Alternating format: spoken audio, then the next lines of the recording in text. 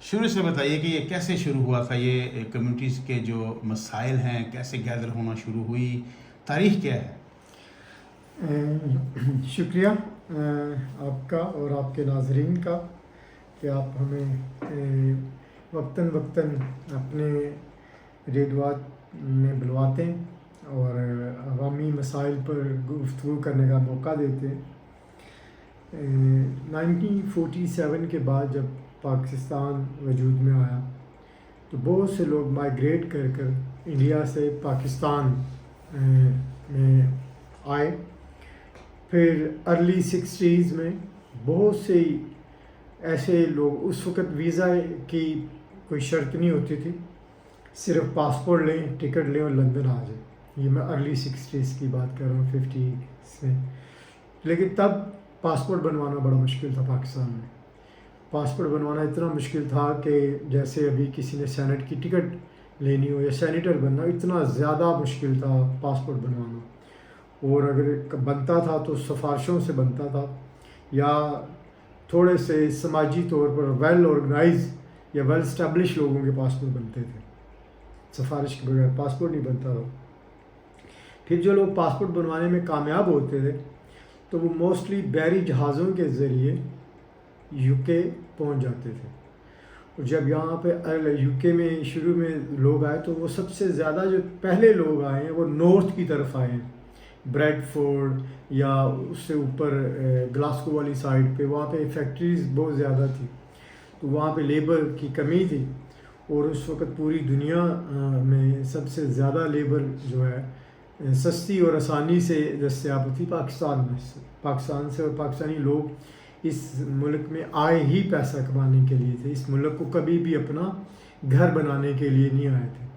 تو وہ لوگ آئے ہیں، پہلی نسل آئی ہے، تو پہلی نسل کو جو دشواریاں وہ تو ہم ڈسکس کر سکتے ہیں لیکن فیل نہیں کر سکتے۔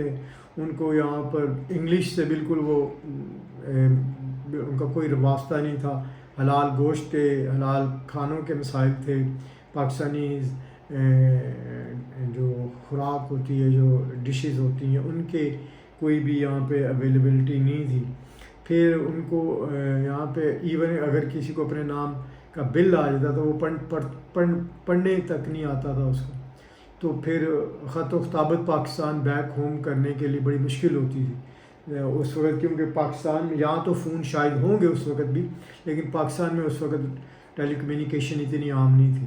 پھر لوگ خط لکھنا، خط لکھ کے بھیجنا، پھر بھیج کے واپس آنا، پھر وہ بڑے مشکلات تھی۔ اچھا، جو مجھے کیونکہ ایکسپیرینس رہا ان لوگوں سے ملنے کا جو ارلی 60s میں آئے تھے، وہ یہی کہتے تھے کہ ہم اس لیے آئے ہیں کہ یار وہ ایک گھر بنا لیے، ایک دکان بنا لیے یا بزنس کھڑا کر لیں پاکستان بیک ہوم، پھر چلے جائیں گے۔ وہ پہلی دکان بنائی، پھر انہوں نے کہا کہ چلو یار آپ گھر بنا لیں۔ وہ گھر بنانے کے لیے انہوں نے عرصہ لگا دیا، پھر دوسرا گھر بن گیا، پھر انہوں نے کہا کہ چلو یار ایک ایسا کرتے ہیں کہ تھوڑا سا اور سرمایہ اکٹھا کر لیں، پاکستان اب گھر بن گیا ہے، دکان بن گئی ہے، تو جا کے اپنا بزنس کریں۔ لیکن میں اس بات کا ذاتی طور پر شاہد ہوں کہ کوئی بھی شخص جو یہ سوچ کر آیا تھا کہ یہاں پہ کچھ پیسے بنا لیں اور کچھ جمع پونجی اکٹھی کر لیں، ان میں سے کوئی بندہ واپس نہیں گیا۔ پھر آہستہ آہستہ یہاں پر لوگ زیادہ آنے لگ گئے۔ پھر یہ شروعات ہوئی، مجھے یاد ہے کہ جن لوگوں نے تھوڑا سا اپنے آپ کو سیٹل کر لیا، انہوں نے ابتدائی دنوں میں اپنی بیگمات کو اس لیے یہاں پہ بلوایا کہ چلو وہ آ کے دیکھ لیں، پھر وہ 2-3 مہینے یہاں پہ رہ لیں، پھر ہم واپس چلے جائیں گے۔ لیکن وہ واپسی کا سفر، وہ واپسی کی ٹکٹ کبھی نہیں گئی۔ ان لوگوں کی میتیں گئی ہیں، ان لوگوں کے جنازے گئے ہیں، لیکن کوئی بھی شخص جو یہاں پہ سیٹل آیا تھا کسی بھی طرح سے، وہ واپس نہیں گیا۔ پھر یہاں پہ کمیونٹی اکٹھی ہوئی۔ پھر پہلے تو کمیونٹی کو صرف اپنے پیسے کمانے تک انٹرسٹ تھا۔ جو بندے آئے وہ ادھار پکڑ کے آئے، اپنے پاسپورٹ کو بنوایا کے جو فیس لے کے آئے تھے، جو ٹکٹ لے کے آئے تھے، لوگوں سے ادھار لے کے آئے، پہلے تو وہ ادھار اتارنے میں لگ گیا۔ پھر انہوں نے ایک گھر کی خواہش رکھ لی، گھر بن گیا، پھر ایک دکان کی، ایک کاروبار کی خواہش رکھ لی، بڑے بھائی کی یا چھوٹی بہنوں کی شادی کی، یا تعلیم تو خیر اتنا اس وقت ٹرینڈ نہیں تھا، شادی کی ذمہ داریاں نبھانے پہ لگ گئے۔ تو وہ ذمہ داریوں میں نبھاتے رہے. جب تھوڑی سی ہوش آئی تو انہیں پتہ لگا کہ اب بچے بڑے ہو گئے. پھر ان بچوں نے ضد کر دی کہ اب ہمیں بھی بلائیں.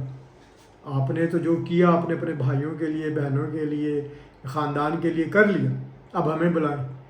پھر اس طرح پھر وہ دوسری جنریشن جو ہے اس یہاں پہ آنا شروع ہو گئی.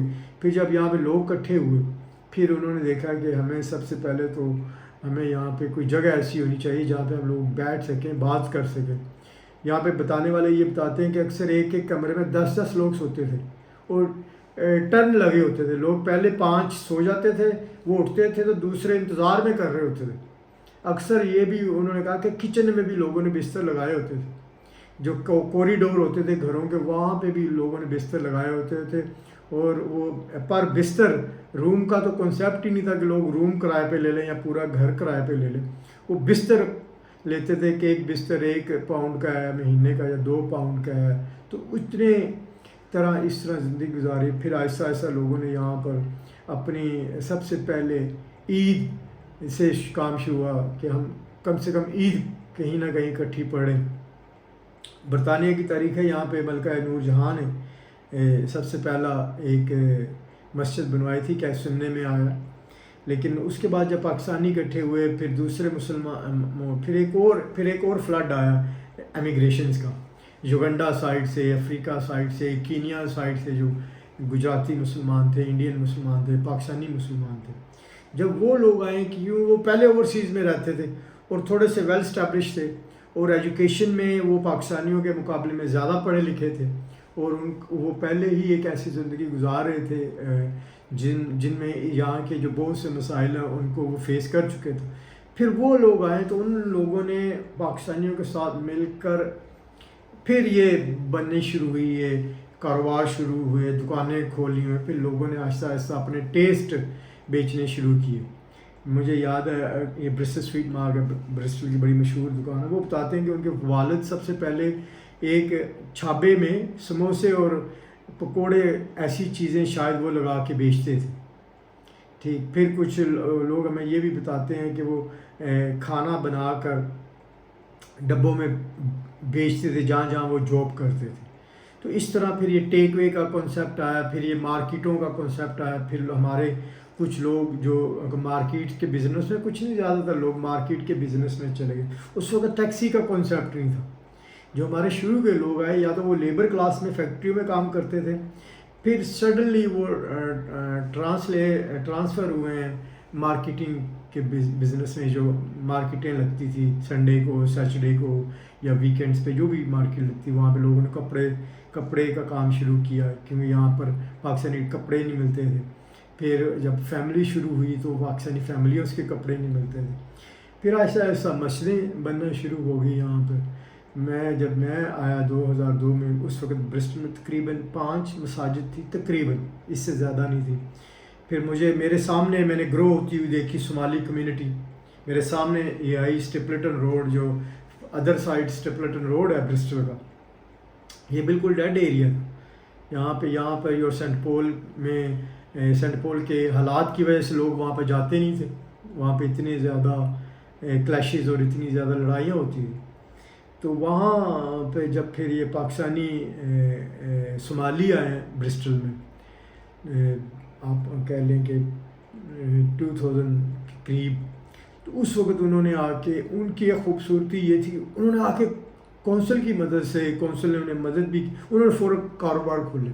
میں ایسی دکانوں کو بھی جانتا ہوں جن دکانوں نے صرف 10 پانی کی بوتلیں رکھ کے، 2 جوس کے ڈبے رکھ کے دکان کھول لی اور دکان پوری خالی، پوری دکان خالی. یہ اسٹیپلٹن روڈ ابھی آپ جائیں جس طرف، یہ دیسی ڈیرا ہے اور یہ پوری دکانیں، لوگوں نے پوری دکان کرائے پہ لے لی. اور آگے دیکھیں کیا کھجور پڑی ہے، پانی پڑا ہے اور 2-4 اورنج اور مینگو کے ڈبے پڑے. ٹوٹل ان کی دکان پہ 200-300 پاؤنڈ کا سامان پڑا تھا. وہ کاروبار شروع کر دیتے. بیگمات ان کی عورتیں بیٹھی ہوتی تھیں. پھر ایک عورت نے دکان لی، اس کے ساتھ 2 عورتیں مل گئیں، 3 عورتیں مل گئیں. ایک دکان پر 10 لوگ اکٹھے کاروبار کر رہے ہیں. اور ان کی کاروبار بھی ایک طرح کے تھے ان کے. وہ ہم سے زیادہ تیز نکلے. پاکستانی ان کے مقابلے میں بہت کم تجارت میں رہے.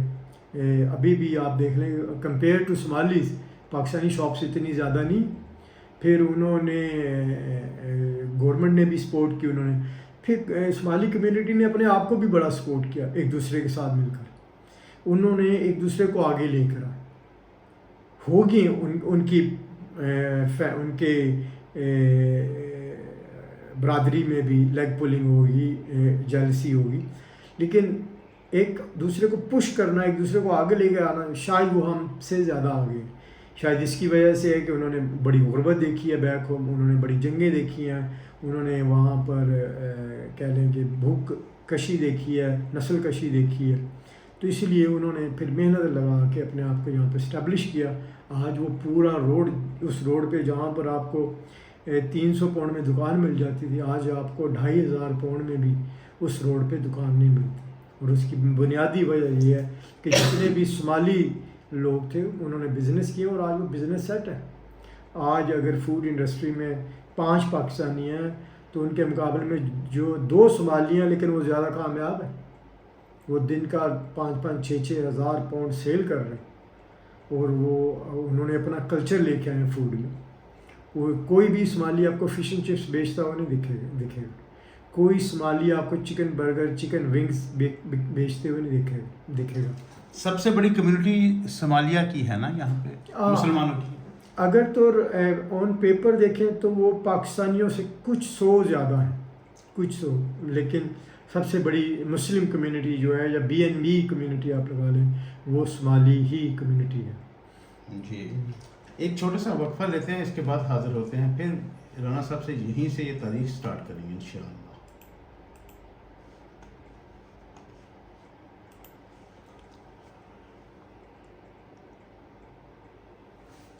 Who you think of yourself?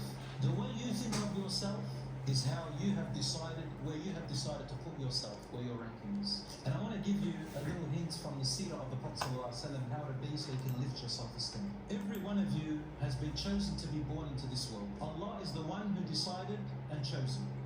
And He honored you. Allah says, Assalamu alaikum wa rahmatullahi wa barakatuh. Welcome back. Welcome to my show. We called it Community Hour. That's it, yes. Rana Bisharat Ali Khan with us, HIHRF کے جو chairman ہیں. بہت سارے ملکوں میں ان کی organisations ہیں. یہ انسانی حقوق کی بات کرتے ہیں, اور انہوں نے بات کرنے کے لیے ایک ایسا پلیٹ فارم بنایا ہے جہاں سے یہ آپریٹ کرتے ہیں, یہاں سے بیٹھ کے برطانیہ کے اندر سے, اور بہت سارے ملکوں میں ان کی جو آرگنائزیشن ہے وہ اپنی کسی نہ کسی اینگل سے کام کر رہی ہے. ان سے بات کرتے ہوئے ہمیں یہ احساس ہوا کہ ان کے پاس جو ڈیٹا ہے کہ کیسے ہماری جو کمیونٹیز ہیں وہ شروع ہوئی تھی, جیسے ان کے مسائل تھے, انہوں نے چیدہ بتائے, سارے 100% تو نہیں ہیں, لیکن مسائل کا جو حل ہے اس پہ ہم بعد میں آئیں گے. پہلے اس چیز پہ آئیں گے کہ ہمارے کمیونٹیز کے اندر جب رہتے ہیں تو ایک دوسرے سے جڑے ہوتے ہیں, ایک طریقے سے ایک دوسرے سے جڑے ہوتے ہیں. تو جب ان کو مسائل کو ایڈریس کرنے کی باری آتی ہے تو ہمارے جو لوگ ارد گرد ہوتے ہیں, میں نہیں کہتا ان کی جو ہے وہ کاوش نہیں رہی, ہر بندہ اپنی کیپیسٹی کے حساب سے کچھ نہ کچھ کر رہا ہے. آپ کے دماغ میں کیا ماڈل ہے, اور آپ کیا سمجھتے ہیں کہ کس طرح سے ہم زیادہ اچھے طریقے سے سرو کر سکتے ہیں یونٹی کے ساتھ اسی چیز کو آگے کرتے ہوئے؟ دیکھیں, ہر دور کا ایک اپنا وے آف اسٹائل ہوتا ہے اس کو استعمال کرنے کے لیے. مجھے یاد ہے کہ جب نوکیا کمپنی کے CEO نے نوکیا کمپنی کو ہینڈ اوور کیا تو اس وقت وہ رو پڑا. اور وہ کیوں پڑا؟ جب اس کو صحافی نے سوال پوچھا کہ آپ سے کیا ایسی غلطی ہوئی کہ آج ایک جو نوکیا کمپنی جس نے 30 سال تک عروج دیکھا ٹیکنالوجی میں, ایکچولی موبائل کا نام ہی نوکیا ہوتا تھا, تو آج اس کو بند کرنا پڑا, بیچنا پڑا, ختم کرنا پڑا. اس نے روتے ہوئے کہا کہ ہم سے غلطی کچھ نہیں ہوئی, لیکن ہم نے اپنے آپ کو تبدیل نہیں کیا. جی, تو میرا خیال ہے کہ جب ہم اپنے آپ کو وقت کے مطابق تبدیل نہیں کرتے. ایک ٹائم تھا کہ انسان کا ریسورس آف لائٹ آگ ہوتی تھی, وہ پتھر کو پتھر سے رگڑ کے آگ لگاتا تھا, پھر تھوڑی سی اس نے ترقی کر لی، پتھر اور لکڑی کے بھوسے کو آگ لگا کر وہ اپنا گزارا کرتا تھا اور پتھروں سے شکار کرتا تھا، جتھوں میں شکار کرتا تھا۔ پھر اس نے سب سے پہلا ویپن جو بنایا وہ پتھر اٹھا کے ویپن بنایا، پتھر سے شکار کرنے لگ گیا۔ پھر اس نے لکڑی بنائی، نیزے سے پہلے لکڑی کا ڈنڈا بنایا جس سے اس نے شکار کیا۔ پھر اس کے آگے اس نے ایک پتھر لگا کے نیزہ بنایا، جو سب سے پہلا نیزہ بنا، اس کے آگے پتھر لگتا تھا، پھر پیچھے لکڑی کے ساتھ رسی لگ کے وہ پہلا ویپن انسان نے بنایا۔ پھر اس کے بعد نیزہ بن گیا، پھر تلوار آئی، پھر گھوڑے آئے، پھر منجنیقیں بنی، پتھر پھینکتے تھے ہم۔ پھر ہم نے یہ بھی دیکھا کہ لوگوں نے توپ بنائی، تو ہم تبدیل کرتے رہے۔ اس دنیا میں سب سے بڑا جو تبدیلی آئی ہے وہ انسان کے اندر خود آئی ہے۔ پہلے انسان نے خود ترقی کی ہے۔ دیکھیں اللہ تعالیٰ، اگر آپ تھوڑا سا میں آپ کو، اگر آپ کے ناظرین کو بیک گراؤنڈ میں لے چلوں، حضرت آدم علیہ السلام اس دنیا میں پہلے انسان نہیں تھے، پہلے انسان نہیں تھے، نہ ہی حضرت بی بی اماں حوا آپ پہلے آدمی انسان تھے یہاں پر۔ حضرت آدم علیہ السلام سے پہلے اس دنیا میں قرآن اور حدیث اور سائنس کی تینوں کے ملاپ سے یہ بات کنفرم ہوتی ہے، اور ایسے ڈھانچے ملے ہیں، ایسے فورسز ہمیں ملے ہیں پوری دنیا سے، ایک نہیں کئی سینکڑوں کی تعداد میں، جو اس بات کا واضح اعلان دیتے ہیں کہ اس کائنات کو بنے ہوئے تقریباً 4 ارب سال سے زیادہ ہو گئے، آج کی سائنس یہ کہتی ہے۔ پھر آج کی سائنس یہ بھی بتاتی ہے کہ جو موجودہ انسان ہے، موجودہ انسان جو ہم ہیں، 2 ٹانگوں پر چلنے والے لوگ ہیں، ہم بات بولنا سیکھتے ہیں، ہم بات کرنا سیکھتے ہیں، ہم سے پہلے جو انسان نما لوگ تھے وہ ایک طرح کی نسل نہیں تھی، مختلف ادوار میں، جس کی سائنسی تحقیق موجود ہے۔ آج سے 1 لاکھ سال پہلے، 1 کروڑ سال پہلے، 250 کروڑ سال پہلے مختلف ایسے ڈھانچے ملے ہیں جو انسان نما لوگ ہوتے تھے، غاروں سے ملے۔ اچھا، جب ہم دیکھتے ہیں کہ اللہ تعالیٰ قرآن شریف میں فرماتے ہیں، جب ہم نے آدم کو بنایا تو ہم نے آدم میں خصوصیات کیا رکھی؟ آدم کی سب سے بڑی خصوصیت اللہ کہتا ہے کہ اس میں نے اپنی روح ڈالی۔ اور یہ سوال جب حضرت نبی کائنات صلی اللہ علیہ وسلم سے پوچھا گیا یہودیوں نے کہ بتائیں، 3 سوال اور تھے، ان سوالوں میں سے ایک یہ بھی تھا کہ بتائیں روح کا کانسیپٹ کیا ہے۔ تو یہودی عالموں نے کہا تھا اگر محمد صلی اللہ علیہ وآلہ وسلم کی ذات نے روح کے بارے میں کوئی بھی جواب دیا تو یہ جھوٹے ہوں گے۔ تو یہی جب روح کے بارے میں سوال کیا گیا تو آپ نے کہا کہ بے شک میں روح میرے خدا کا امر ہے اور وہی جانتے ہیں۔ اس کے علاوہ اللہ تعالیٰ بتاتے ہیں کہ میں نے انسان کو بولنے کا ہنر دیا۔ اب وہ بولنے کا ہنر اگر ہم دیکھیں تو کیا یہ 2 چیزیں ہیں؟ تیسرا ہمیں فیصلہ سازی کا ہنر دیا کہ ہمیں اشرف المخلوقات بنایا۔ لیکن آج کی سائنس نے ایک ڈیڈ ہڈیاں تلاش کی، اس کا نام انہوں نے لوسی اینڈولیسی نام اس کا اور ہے، جس کا اسپینش میں ترجمہ بنتا ہے کہ تم بہت خوبصورت ہو۔ ہم اس کو لوسی کے نام سے جانتے ہیں، ایک ڈھانچہ جو تقریباً آج سے کئی لاکھ سال پہلے اس دنیا میں تھا۔ تو اس کو ڈینشز، میں پروننسیشن نہیں صحیح کر پا رہا۔ جب سائنس نے اس پہ تحقیق کی تو سائنس نے یہ جانا کہ اس میں ہاں خصوصیت تھی، اس کی 2 ٹانگیں تھیں، 2 ہاتھ تھے، انسان نما تھی، لیکن یہ اس میں بولنے کا ہنر نہیں تھا، یہ بات نہیں کر سکتی تھی۔ اس کے جو فوکل تھے گردن میں، وہ اپنی آواز کو اپنے گلے سے، انسان کی فطرت دیکھیں، انسان کیا ہے، انسان ہر علاقے میں، ہر مختلف شہر میں جا کے مختلف زبان بولتا ہے، مختلف ایکسنٹ بولتا ہے، لیکن جاندار شیر جنگل برسٹل کا شیر ہوگا یا افریقہ کا شیر ہوگا، اس کے بولنے کا سٹائل ایک ہی ہے۔ بلی پوری دنیا میں ایک طرح کی بات، لیکن انسان ہر علاقے میں مختلف آواز کا استعمال کرتا ہے، اور بعض آوازیں، بعض ایسی چیزیں جس کو میں نہیں سمجھ سکتا، اگر آپ میرے سامنے ابھی چائنیز بولنے لگ جائیں تو میں بیکار ہو جاؤں گا آپ کے سامنے بیٹھا ہوں۔ تو یہ انسان کو اللہ نے ہنر دیا بولنے کا۔ اب سائنس کہتی ہے جو لوسی کا ڈیڈ باڈی ملی ہے اس پہ جب تحقیق کی تو پتہ لگا کہ وہ تو بات نہیں کر سکتی تھی، وہ بول نہیں سکتی تھی۔ اچھا پھر اللہ تعالیٰ ایک اور جگہ فرماتے ہیں بنی آدم کو ہم نے اچھی خوراک دی۔ اب جب اچھی خوراک سے پاکیزہ خوراک دی، سوری قرآن میں یہ فرمایا گیا، جب ہم پاکیزہ خوراک کی بات کرتے ہیں، کیا ہم سے پہلے جو انسان نما لوگ تھے وہ پاکیزہ خوراک نہیں کھاتے تھے؟ وہ خوراک نہیں کھاتے تھے کیا؟ اچھا پھر افریقہ کے جنگلوں میں ان لوگوں کو کوئی 12 یا 13 لوگوں کا ایک خاندان ملا جن کی ڈیڈ باڈیاں، جن کے فوسل ملے، ہڈیاں ملی۔ جب ان پہ تحقیق کی تو پتہ لگا کہ ان کے تمام کے برین ایک دوسرے کے جو سر تھے وہ پھٹے ہوئے تھے۔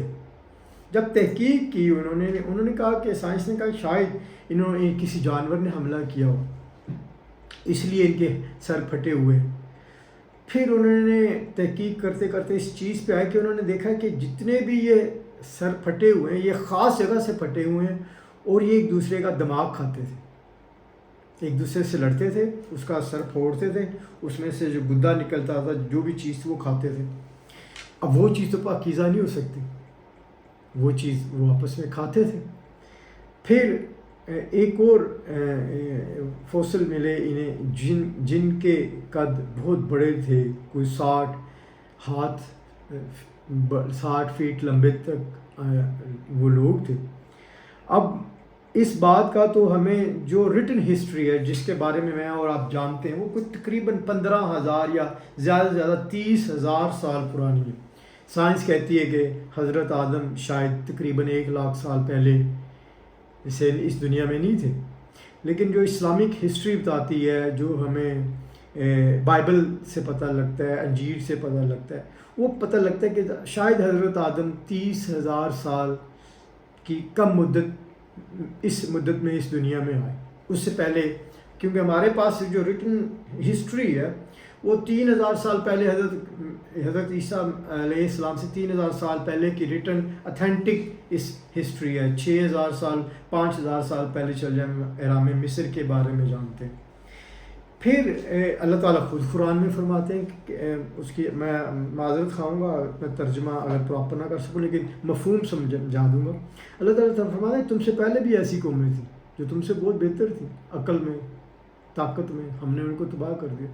اللہ تعالیٰ یہ بھی کہتے ہیں کہ میرے لیے یہ کوئی بڑا کام نہیں ہے کہ میں تمہیں ختم کر کے نئی قوم بھی کھڑی کر دوں۔ پھر اللہ تعالیٰ ہی فرماتے ہیں کہ نبی کائنات کو ہم نے تمام جہانوں کے لیے بنایا۔ اچھا یہ ہم اپنے سبجیکٹ سے، کیونکہ ہسٹری میرا ایک فیوریٹ سبجیکٹ ہے۔ اچھا پھر آہستہ آہستہ ہم نے دیکھا کہ جو آگ ہے یہ حضرت آدم علیہ السلام سے پہلے اس زمین پہ تھی۔ شیاطین اور فرشتے، آگ کا استعمال میں شیطان کی آگ کے استعمال حضرت آدم علیہ السلام سے پہلے تھا، ٹھیک۔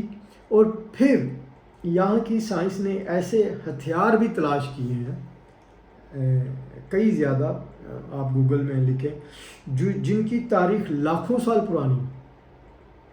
ہمیں کینیڈا کے وہ جو برفیلی علاقہ ہے وہاں سے ہمیں ایسے انسان بھی ملے ہیں جو تقریباً 30-35 لاکھ سال پرانے، جن کی باڈیاں مکمل تھیں، اور ان کے پاس یہ تھا کہ انہوں نے چمڑے کے کپڑے پہنے ہوئے تھے، اپنا پرائیویٹ پارٹ کور کیا ہوا تھا۔ تو اس کا مطلب ہے کہ یہ جو کانسیپٹ ہے، یہ میں بہت بڑی بات کرنے لگا ہوں، شاید بہت سے علماء کرام جو صرف اپنے آپ کو قرآن کی تعلیمات تک محدود رکھیں گے وہ میری اس بات پر اعتراض کر دیں گے۔ حضرت آدم علیہ السلام زمین پر کبھی بھی ننگے نہیں رہے، کبھی یہ نہیں ہوا کہ وہ ننگے اترے پھر انہوں نے اپنے آپ کو کسی پتے کے ساتھ اپنے آپ کو کور کیا ہو، نہیں، قرآن میں تو ایسا کوئی واقعہ نہیں ہے، حدیث میں بھی کوئی ایسا واقعہ نہیں ہے۔ لیکن میرا یہ ماننا ہے کہ جب خدا نے حضرت آدم کو اشرف المخلوقات بنایا تو اس کو ننگا بنا کے تو نہیں بھیجا ہوگا، یہ تو نہیں ہو سکتا کہ بے آسرات بھیج دیا جائے۔ پھر ایک اور کنسیپٹ بھی جس پہ مجھے پتہ ہے کہ اگر کوئی سننے والا ہوگا تو وہ بھی میرے پہ انگلی اٹھا دے گا، حضرت آدم اس دنیا میں سزا کے لیے آئے نہیں تھے، کہیں نہیں لکھا ہوا کہ ہم نے حضرت آدم کو سزا کے لیے بھیجا. میں آپ سے پوچھتا ہوں, آپ کے ناظرین سے پوچھتا ہوں, جب میں کسی کو اپنا خلیفہ بناتا ہوں, نمائندہ بناتا ہوں, امبیسڈر بنا کے کسی جگہ بھیجتا ہوں, کیا میں اس کو قیدی بنا کے بھیجوں گا؟ کیا میں اس کو مجرم بنا کے بھیجوں گا؟ آپ کے معاشرے میں, آج کی موجودہ معاشرے میں, کسی مجرم کی, کسی سزا یافتہ شخص کی آپ عزت دے کے کسی جگہ سفیر بنا کے بھیج سکتے ہو؟ اپنا خلیفہ بنا کے بھیج سکتے ہو؟ خلیفہ بھی کس کا؟ خلیفہ بھی اس کا جس کے بارے میں فرمایا جاتا ہے جس کی وسعت کا اندازہ ہم کر ہی نہیں سکتے, جس کی بنائی ہوئی کائنات کا اندازہ بھی نہیں کر سکتے. آج کی سائنس کہتی ہمیں جو صرف ہماری گلیکسی ہے, یہ جو ہم چاند ہے, پھر سورج ہے, پھر ایک میٹا ہے, اس سے نکلنے کے لیے ہمیں 21,000 ارب نوری سال چاہیے. 21,000 ارب نوری سال چاہیے تو پھر ہم یہ جو گلیکسی ہے چھوٹی, اس سے نکلیں گے. اور ہماری گلیکسی جتنی آج کی سائنس کہتی ہے, جو دنیا جتنی تاریخ انہوں نے تلاش کی ہے پوری خلا کو, اس کا 5% حصہ تلاش کیا, اور اس 5% حصے میں جو ہماری گلیکسی ہے جس کو 21,000 نوری سال چاہیے کراس کرنے کے لیے, مثلا ایک بندہ اگر نارمل سپیڈ تو چھوڑے, اگر نوری سال سے چلے تو ایک انسان کی سوچ یا کوئی ایسی چیز ٹیکنالوجی نہیں ہے جو اس گلیکسی سے باہر جا سکے. تو یہ گلیکسی ایسی ہے, انہوں نے کہا سائنس کہتی ہے کہ اس پوری کائنات کو آپ ریزہ بنا دیں اور اس ریزے کے آپ اربوں حصے کر دیں. اس اربوں حصوں, اربویں حصے کا, جیسے ایک ریت کا سب سے چھوٹا ذرہ ہے, اس کے آپ ارب حصہ کریں اور اس ارب حصے میں گلیکسی جیسی ایک حصے میں 1,000 ارب گلیکسی ہو تو کائنات کا صرف 5% حصہ ہم تلاش کر سکیں, صرف 5%. تو اس کا مطلب یہ کہ کائنات اتنی بڑی ہے تو اس کے بنانے والا کتنا بڑا ہوگا. سبحان اللہ, بیوٹیفل. یہ انالیزم تو یہیں سے آئے گی. ایک چھوٹا سا وقفہ لیتے ہیں اس کے, یہیں سے سٹارٹ کریں گے انشاءاللہ.